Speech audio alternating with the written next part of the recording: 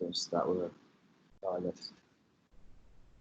All right, welcome to Stay Humble podcast, Jay Bell. How are you feeling today? Hello, mate, my mate. I am feeling very good. I appreciate you inviting me on here. So yeah, I feel pretty humble. I really appreciate you accepting the invite and wanting to come on this podcast today. And I wanted to just explain what we wanted to go over the topic. So today's topic of discussion is how we can come out of this lockdown a better person. So we're going to discuss the challenges that we may have faced or overcome during this pandemic, things that we have, had to learn to cultivate or ingrain in our lives, and to share some ideas of ways that we can help people move forward. And I firstly want to talk about, Jay, is something that's been on my mind this week a lot, which is about purpose. I want to talk about this week is because I've come across this quite a little bit in my reading. I'm currently reading Grit by Angela Duckworth. That's one of the sort of chapters is about purpose of people. And I certainly wanted to talk about that from as well. I'm currently in like the mentality cultivate program. Again, that come up again in terms of, finding what my purpose is. I've been trying to think about my life in that sort of sense. And I wanted to ask you on a personal level, how did you find your sort of purpose or your why? Mate, that is such a good question. Like, it's such a really good question. If we just talking about like fitness and stuff, we just talk, do I kind of want to talk more about the life aspect of it, or like the fitness side of things, or you could start with your life aspects if you want to go with that first, and then we can talk about your, how you formed your business purpose as well. That would be a good thing to talk about too. They kind of like intertwine, like literally like I'd probably say like, so for me it was I've loved training and fitness since I was like 13. I got into it from there, and then I back to life purpose. I will go for that in a second. Like, I always used to help my friends. I used to train my friends. I used to do their programs and all that stuff. And like that kind of just give me this like this wanting to help people all the time. And then from there, like obviously I got into the business stuff. I'll pass over that stuff there. But like I just realised I had a massive passion for just wanting to help people. Like, we're not on this earth for a very long time, but if we can, over our time on this earth, we can impact as many people as we possibly can positively, then why not fucking do it? I think this applies in my business and also my life as well.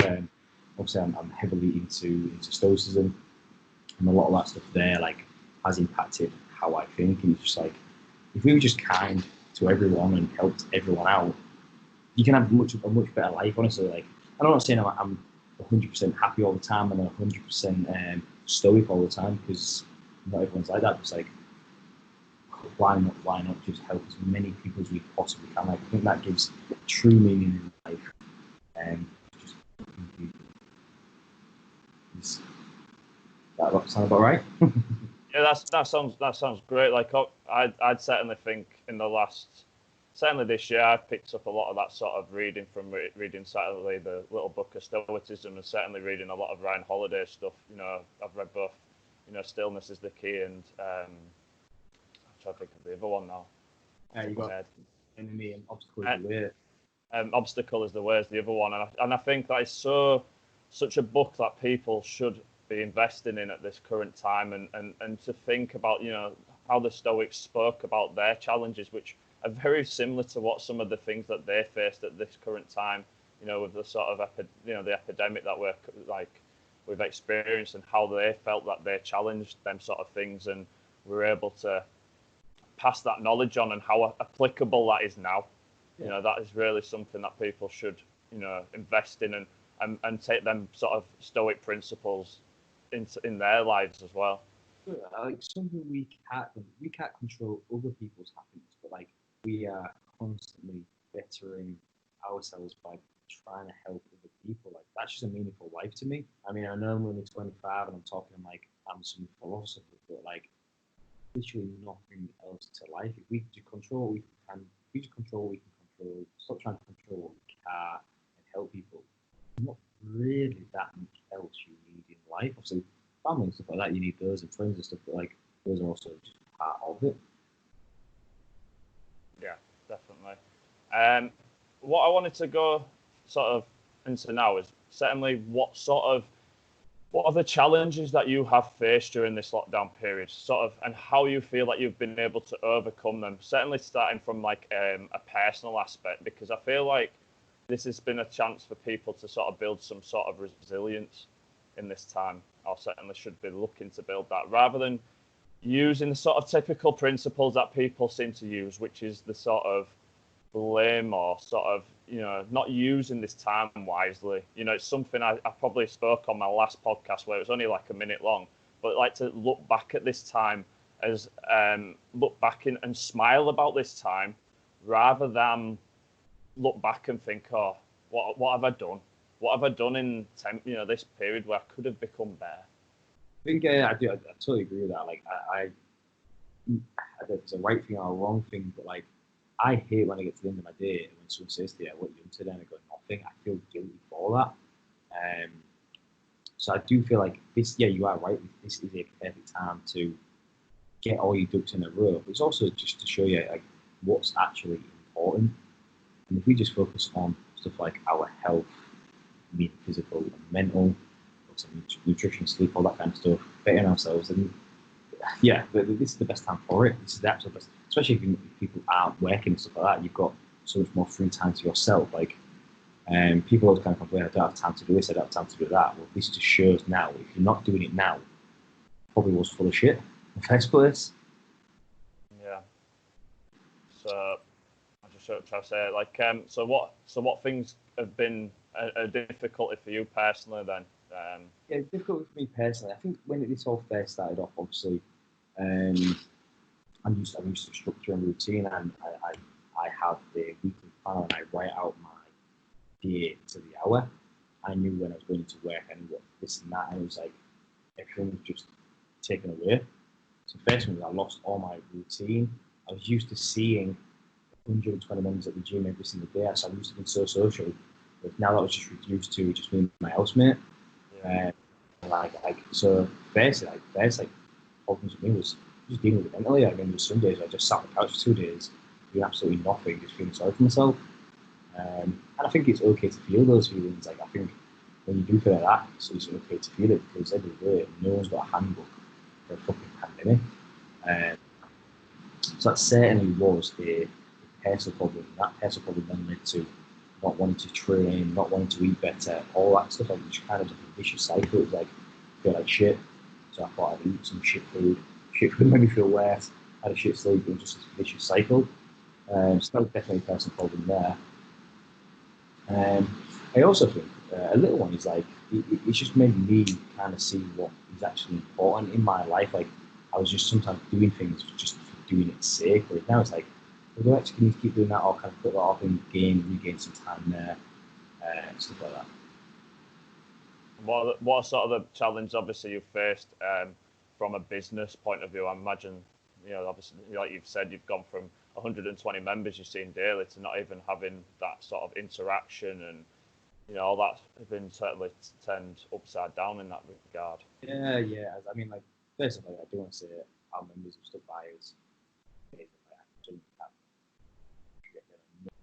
Sticking by us this long. I mean, no one prepares to have their gym shut down by an illness. So like the problems and the issues there is obviously we've lost members, we've lost revenue, we've lost a coach, and it is just challenging time. It's like you can't control it. People leaving, you can't control that. End of the day, they're not getting the same product they signed up for. We're trying to do the best we can. So some of the challenges of what we've changed it into is like we literally overnight. So the gym got shut down on Friday night. We was in the gym the next day planning and preparing what we was going to do, and we literally within 24 hours set up our full system to do Zoom personal training sessions. So we was ready by Saturday night to just to roll it out to the whole our membership. And then that we had a breakfast club. So like, from the problems to the positives, we have literally just tried to end our full gym. Digital, so we're still trying to keep a community by on a Friday night having a quiz, or bingo night, or Cards Against Humanity night, stuff like that. So that's the community aspect. we have coaches coaching Monday, Wednesday, Friday from 6 till 12 and 4 till 9 on the hour every hour. So people still train, and then we still do some live sessions on Tuesday, Thursday, so people can get that team training effect also. Yeah, I think you and Alex have done such a great job with that community in terms of just not sitting down and just sort of like expecting the epidemic just to pass over and ignore that. You've really bought into obviously offering your clients that opportunity to still carry on training, to provide a service, to provide the equipment for them to still do that, and then obviously also been able to still socialise aspects, like you say, with your quiz nights and your other things that you were doing regular on a Friday, to keep that community aspect and keeping that sort of spirits high and keeping people sort of engaged, which I think was a credit to you both for doing that, certainly in this time. And what I wanted to just go into now as well is talk about what's your motivation. I think you talked briefly about, but what was your motivation levels like during this period? You know, for that period, is it just been difficult? Yeah, right at the very beginning, like, was it just hit you hard? It hits you emotionally. Like, stress is one of the most silent killers ever. So stress was leading to lack of sleep, and lack of sleep was making me feel worse, and so on and so on and so on. So some days, like, I literally sat on the couch for 2 days, doing football, feeling sorry for myself, couldn't be out to train. So at the very start of this, yeah, motivation levels was very, very low. It was like, I'm going into survival mode. I need to keep the business afloat. But now, what I did was I just do what I would recommend for everybody else, is just find a coach, tell them what you want, let them put a plan for you, and then execute that plan. I mean, like now, like that's exactly what I did. I got a coach, and my motivation levels now for training are so fucking high. It's unreal. Like, again, like, this is the perfect time to get our ducks in a row. This is the perfect time now because we've got so much more time. We can start structuring our training. Yes, we might not have done the barbells and barbells, but bodyweight training is still so effective. You can still do cardio, which is also great. It's a great time to start focusing on your nutrition, cooking more, and trying to sleep better. Yeah, definitely. I definitely think that's been something I personally have struggled with at times with motivation. It's just trying to keep myself thinking about times where I can fit my training into my daily schedule, and just making sure that I tick that box off each day, that I'm doing some form of physical exercise, not just for my sort of physical health, also my mental health, just some sort of release and something to help me during this period, to just forget, like, that's like an opportunity just for, like, say 40 to an hour, just to forget about this period and just make myself feel better and help my health in that regard. So I think that's been a great thing to help motivate me during this time. And I wanted to just ask as well, is what's helped you be accountable each day? I know you've sent me something across to help me, which is the sort of habit tracker, in terms of being able to sort of tick off a habit each day to make sure that I can keep building these habits as such. That's good, mate. That's a good question. So, what keeps me motivated, or what keeps me accountable? Let's say, sorry, is so I am quite, could be the word obsessive compulsive, but I do like to track my habits every day, so I'm keeping them up. I also have a morning and night schedule, which is written down on my, like, so I have my Mac, and then I have just this little piece of paper of my morning and night routine. I follow those. I have my habit tracker. I try to do them every day. I write out my weekly schedules to try to stick to. Like, normally I do have I have a big whiteboard thing upstairs. I write out on there. But I mean, I've just literally been doing it simply. Just notes after here, my phone. In terms of training, I have a coach. Obviously, he sets me sessions. I plan out to do those, so that keeps me accountable there. So I have someone else keeping me accountable. And those are the main points, really. Also, like training makes me happy. Activity makes me happy. I love being active. So it's like, why am I not doing it? And I think this is the case for everyone. We all go through these stupid cycles of doing loads of work, loving it, and then we have just a little brief period where, like, everything just dips off a little bit. We're tired, we can't be asked, and it's just like, why do we get ourselves into all these situations when we know training stuff makes us feel so good? I'm still trying to find that answer now. Like, why do we get lazy? You know what I mean? But action also does breed motivation. That's one thing that, like, even though it's so obvious, but action just does certainly just breed so much more motivation. Yeah, it definitely is. I've talked to Matty about this previously on the podcast, and it's definitely linked to sort of your motivation, your action, and your prompts will lead to this sort of behaviour. And that's obviously something I've read out of Tiny Habits book, where if you've got them three things aligned, then that you will either be able to make that as a habit, or you'll be able to break that as a habit. So they're certainly things that you need to ingrain in that sort of sense. And I definitely agree with you on that one. It was Aristotle that said that habits, habits. I can't remember. He said like habits. I will remember. I'll come back to it. I'll remember. No problem. But so I want to kind of go a little bit different now. So I want to talk about sort of what sort of ideas or new things you have learned to sort of ingrain or cultivate within your. So let's talk about personal first. So what sort of things have you learned to ingrain that's new or? Really, this is going to sound really silly, but just look after number one. Like, look after number one. Look after yourself. You know what I mean? Like, it's just make yourself a priority. And that sounds so stupid, but it's genuinely serious. Like, so serious. You know what I mean? Like, just start looking after yourself, and that will make everything else better. Sorry, what was the question again? So what are the sort of new ideas or things that you have learned to ingrain or cultivate? So, like, is there any types of have you tried something new in terms of exercise or something? Like myself, I've touched upon, like, I mean, even the other day I got thrown myself into a bit of breath work. Something a bit different I've never tried before, or something like that. Yeah. So I've actually upped my running and my cycling miles more. Like I'm enjoying cycling more than any of the training I've done in ages. It's like going out to like long distance cycling rides. So it was like 107 kilometers 2 weeks ago. Yesterday I went on a 70 or 80k bike ride. Like it is just really nice. So like that's one habit I do want to keep throughout this. And running as well. Like I have a love-hate relationship with running, and it's just like I want to get better at it. So I've been doing that 2 to 3 times a week. So that's definitely new to me. Definitely, when I'm just used to just kind of training in the gym all the time. I think I remember that quote. I think it's like we are what we repeatedly do. That's why we are. Excellence is then not an act; it's a habit. So that's it. Like we just repeatedly do these things every day. So like for example, like a really simple one, like a really simple. It's going to sound quite silly, but I'd like you to try it. Is on your habit trackers or your where you keep yourself accountable. Just be honest.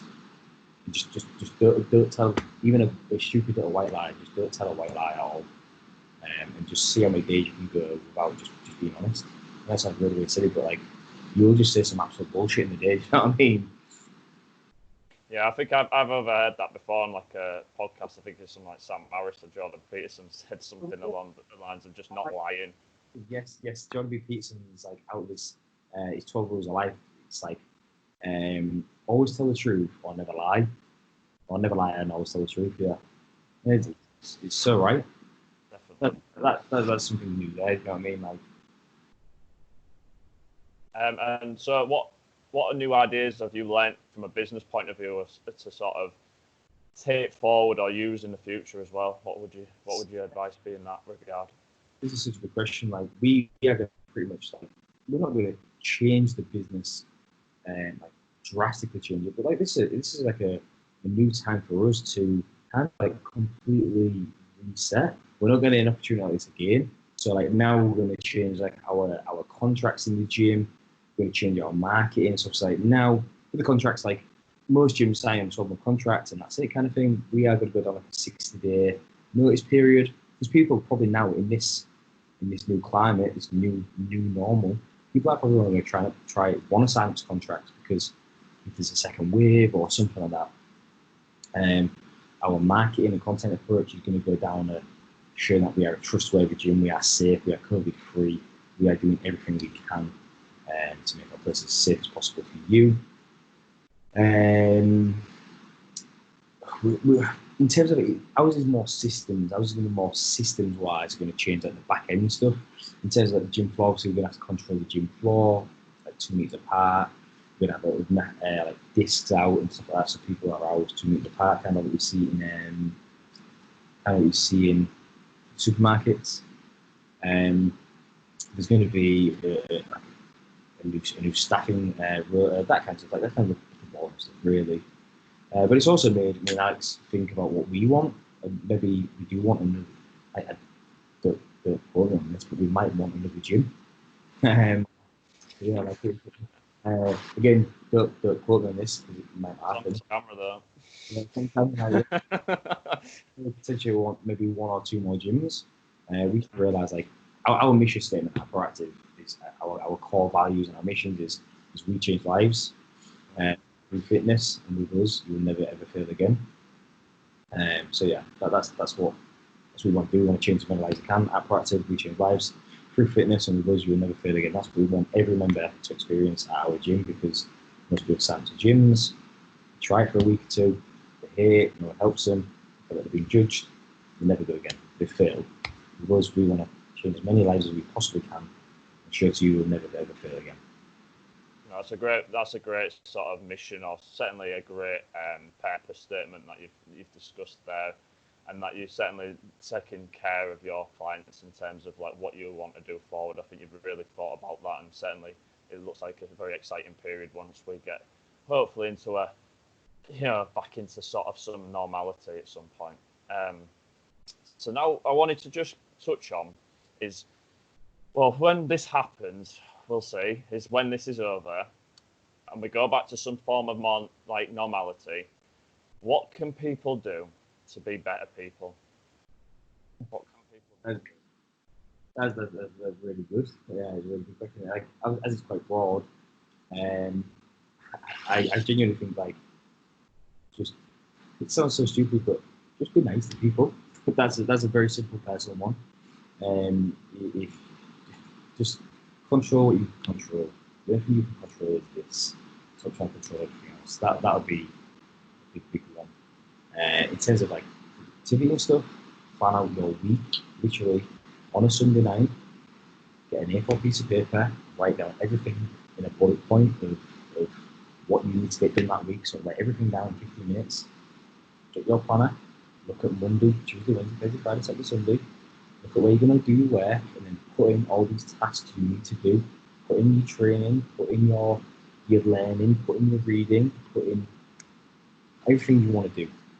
Start planning out your week. That'll be one of the best things you can do. I would also recommend journaling. I do believe journaling is great. So I read, again, this is what I do. I get a little bit obsessive compulsive, but I will read the daily stoic. I will then write a reflection on what that meditation was of the day. Then I also have a journal, which I write down 3 things I'm grateful for, what my goals for today, what's my day look like. Then at the end of the day, I also write down what's something I learned, what's something I failed at and could get better at, and then also what am I grateful for on the night as well. Those are some simple personal things you can start doing right now. In terms of physical, if you like training, get a coach. Just find a coach who you enjoy being with, start training, and start going for walks more. Like one of the most simple, most effective exercises you can do right now is just simply walking.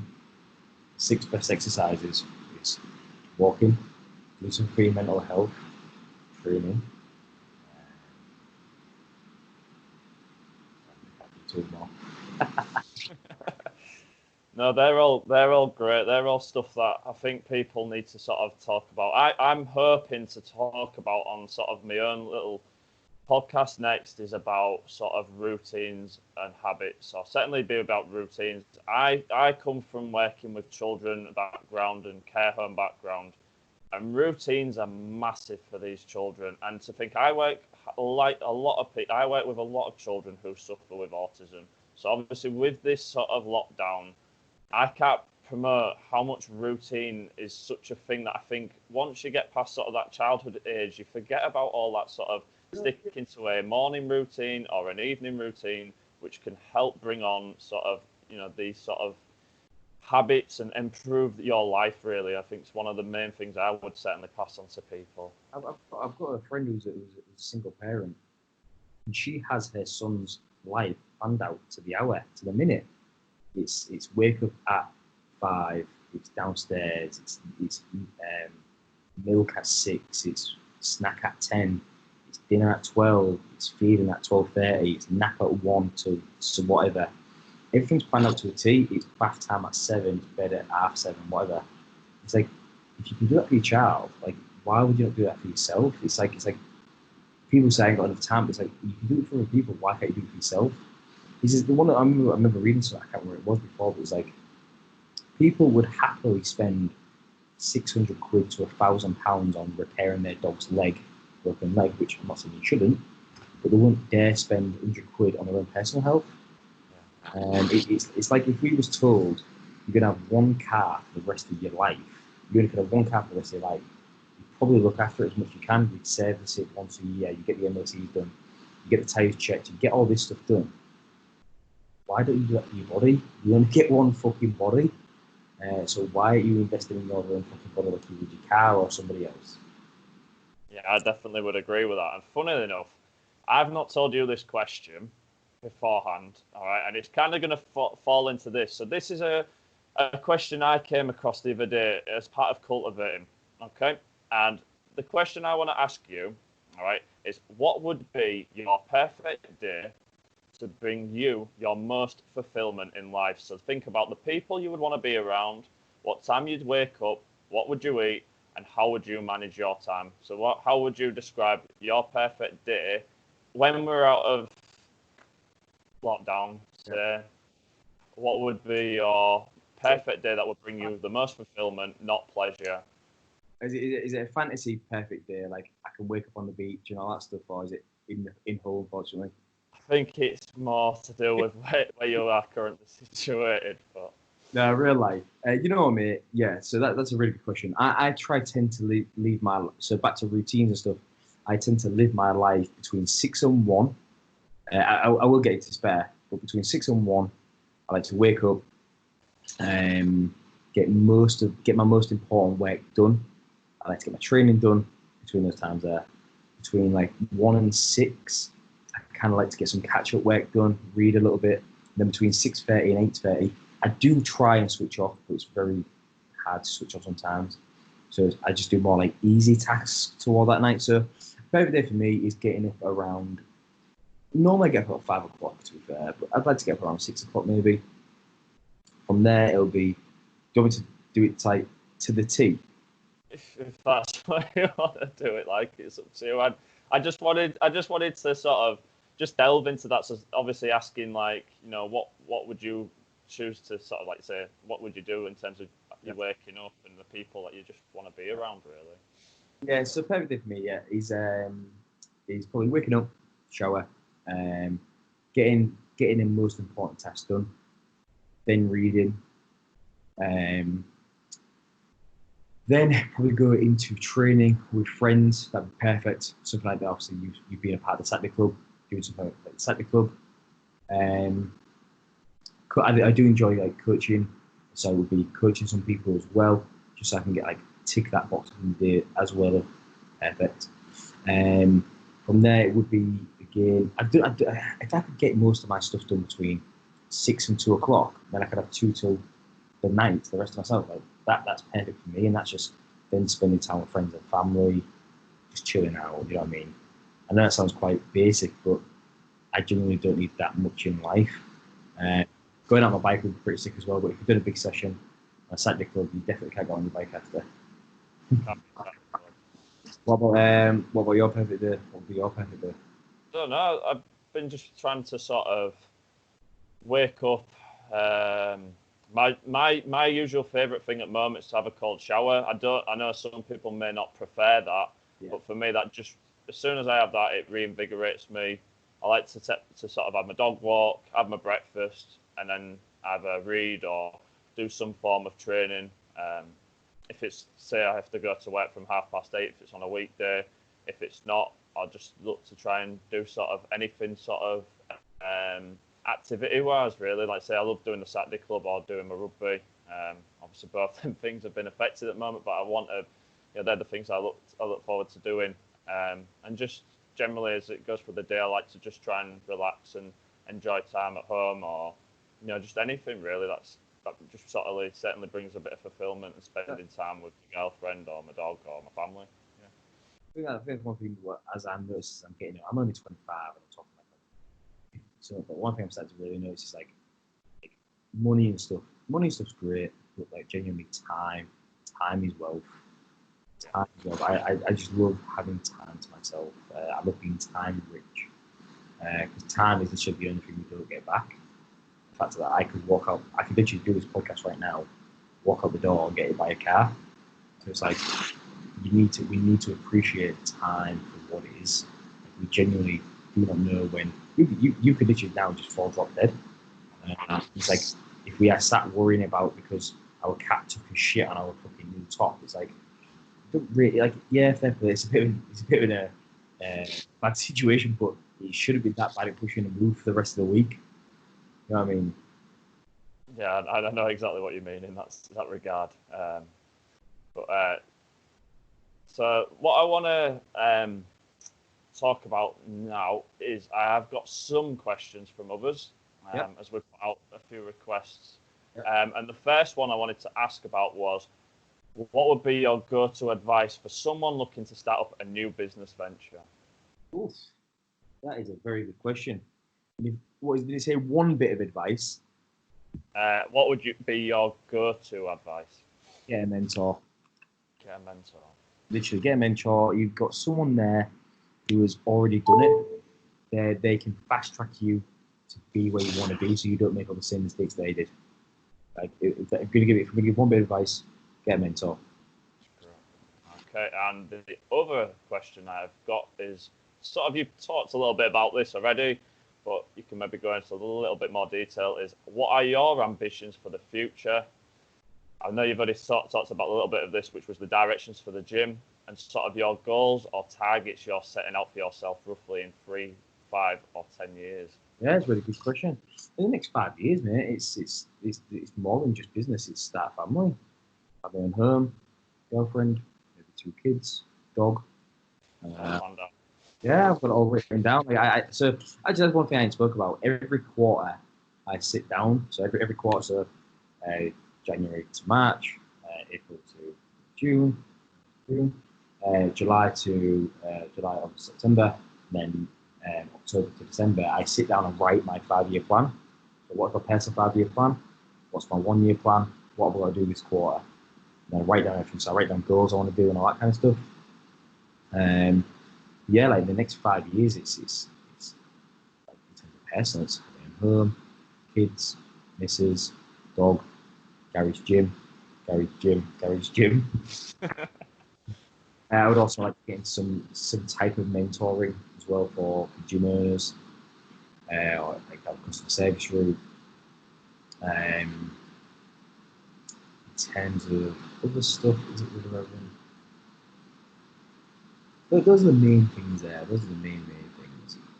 And like again, back to what I was saying earlier, like I want to be that time rich. I never miss anything with my kids. Like I don't want to be that guy or that dad is at work all the time. I want to be able to be there for the kids and all that stuff. I know that sounds quite. That sounds a bit odd, but no, I think that's totally. I totally agree with that. I think parents should want to spend time with their children. There shouldn't be. I think I overheard someone say regarding kids going back to school the other day in terms of the sort of risk factor. And I remember hearing just on the radio the other day, a parent was pleased to get rid of their kids after this period. And I'm thinking, why should you be? You should want to spend that time with your children. Spend that time. How much, like, it'll be 10 years in the future, and you'll be thinking, when the teenagers are thinking, oh, what could I have done with that time then? That's certainly, I think time's massive. That's what you say right there. Like this is crossed. We're never going to be in a situation like this again, hopefully. Like you said, the whole point of this podcast is like what we can learn from it. And that is it. Like I think this is just now a time to actually appreciate what we have, because everything's pretty much been taken away from us. Everything. And now this just shows what's actually relevant and what's actually important. And we should just appreciate what we have right now. So I'll kind of just ask my own question. Sort of, I'll certainly think, what would be, say, 3 takeaways from this today that we could say that would help people be better in going forward? So I would, you know what? I would probably say find a coach, and that don't just mean like training. This could be like, I don't want to say, I hate the word life coach. I do hate the word life coach, but someone who could just help you out there. I would recommend look after number one always. You've got to be a bit selfish, and also just, I don't want to use the word treat people like how you treat how you want to be treated. I kind of go more like just it's that saying what was quite famous a bit ago called "Being a guy," but just be kind, man. Just be kind. Like, it's just not worth it. It's not worth being an ass to anybody. Be as honest as you possibly can. I totally agree with that last point. I think in this period where people are stressed and stuff like that, be kind is not a hard message to pass on. Even if someone is being an absolute, like you said, an ass with someone, just still be kind to them, regardless of the way they may have treated you. Just think about you being kind to them, and that's the way we need to be in, like, moving forward and stuff like that. Stop complaining, stop procrastinating, doing stuff like that. Just be kind. It's definitely a message I think we need to certainly use more. Yes, definitely.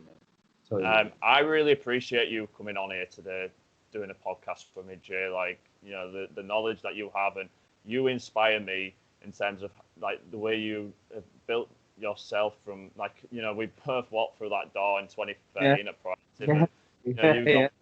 And going from being apprentice there to being an owner, and the person that sends these messages that influence people. And certainly I think you really should be, you certainly motivated me to do this.